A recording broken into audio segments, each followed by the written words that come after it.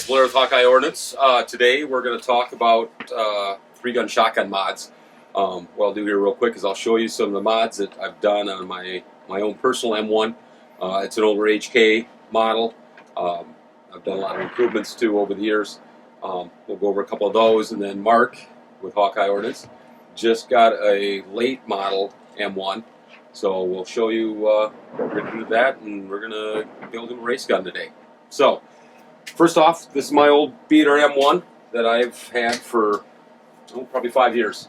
I shot it in standard factory configuration for a few years before I started doing some of the stuff. So, a few of the things that we're going to key on is we're going to extend his lifter on marks like I got here. Get rid of the Benelli thumb.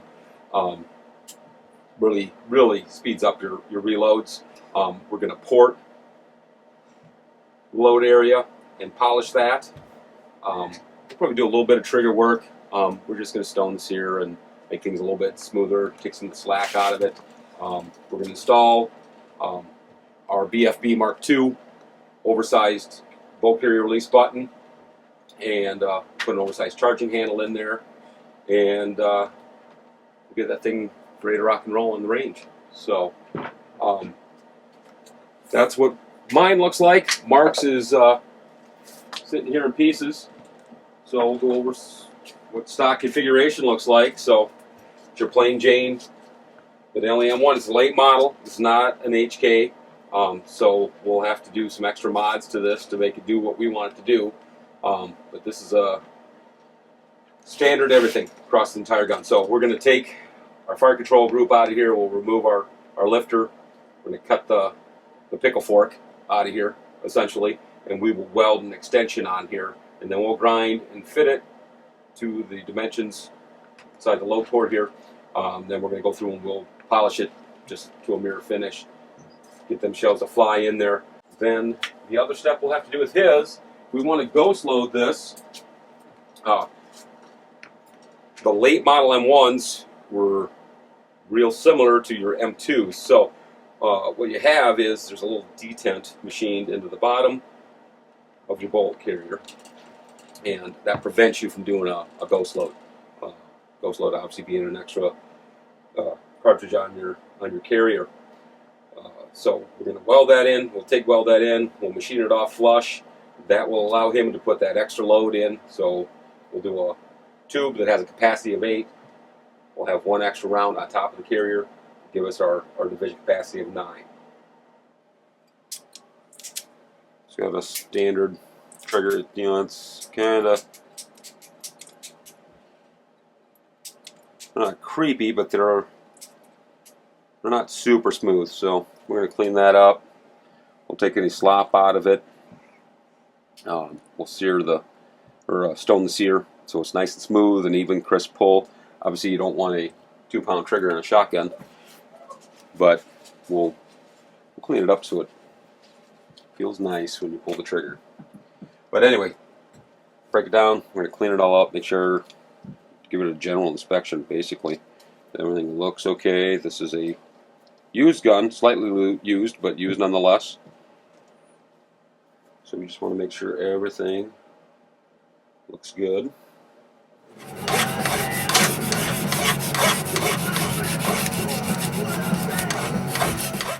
Okay, so I'm going to take a little bit of lapping compound here from Brownells.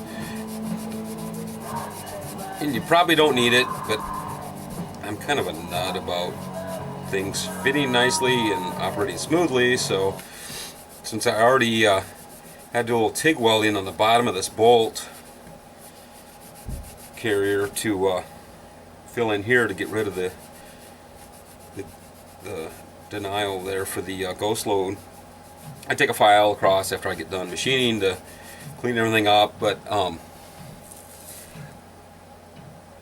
it would probably never make any difference, but you know, there's file marks and stuff in there, so I like things to run as smooth as I possibly can. So clean them up, I sand them a little bit, and then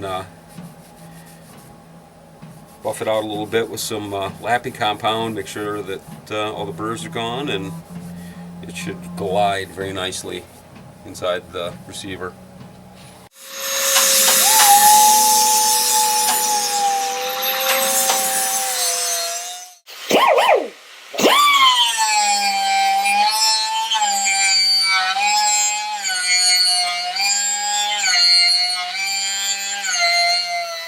Yeah, I don't want to open my port up now. Sure, we can weld that back together for a small fee. Yeah.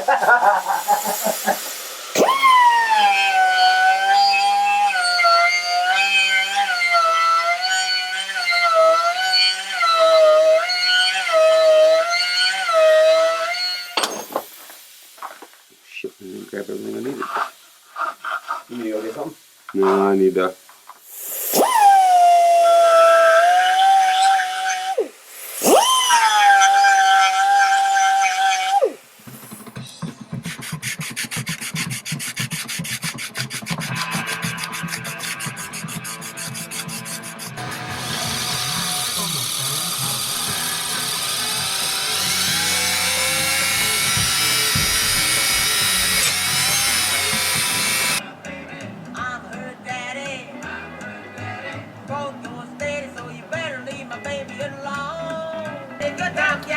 Alright, we've got our port job done.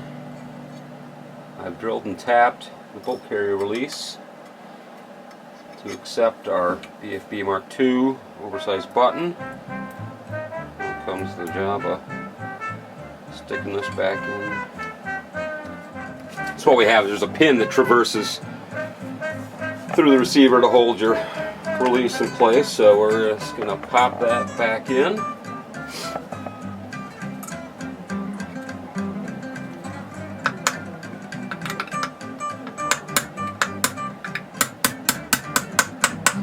You'll have to be careful with this pin if you take it out, because it does intersect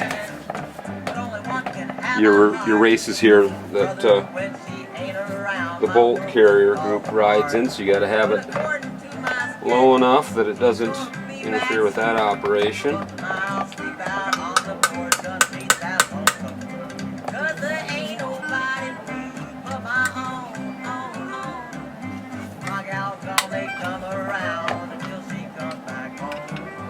This is the tricky part, try to get, you got spring tension on the release. You gotta make sure that's pushed in far enough. Clear in there, so now we'll seat it. We don't want to go too far down though, because then it's going to interfere with the port that we just made.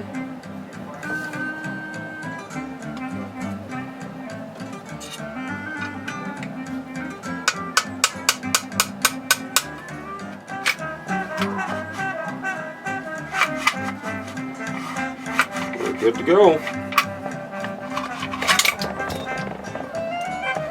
So now we will take our BFB Mark II and put a little Loctite. I use red. I tried blue and it still comes loose, so some red Loctite on here. Line it up.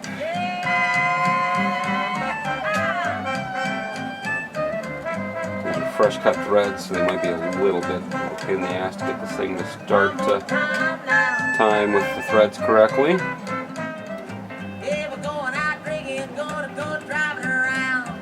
You get it good and tight because we don't want it to come loose. If it comes loose, it's a pain in the ass. Obviously, things rattling around when you're trying to shoot, especially in competition. Okay, there it is. Well, I just want to show, we got our bolt done for Mark's M1 here. Some of the work we did, we welded in the rebate that's back here to basically a denial for ghost loads.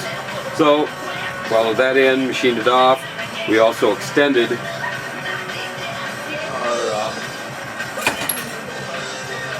the slot here. We bring it all the way out to the end. That allows you still load if you're slightly out of battery, or all the way out of battery for that matter.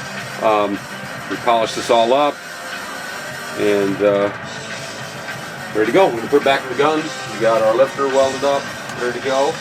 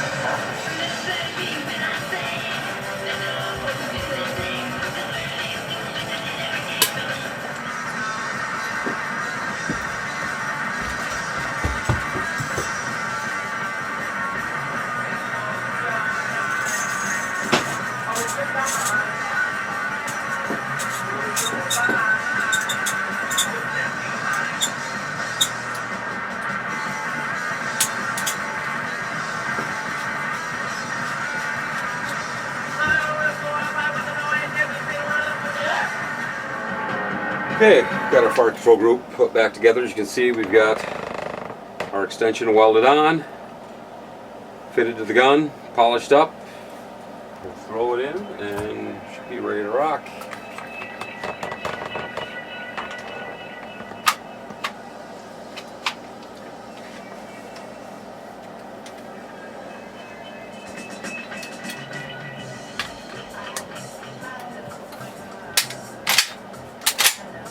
Here we are. One completed, 3-gun shotgun. Again, we modified it so we could ghost load. Did outer battery load modification to it. Cleaned up our trigger, fire control group, so took a little slop out of it and seared stoned the sear and hammer so they're nice and smooth.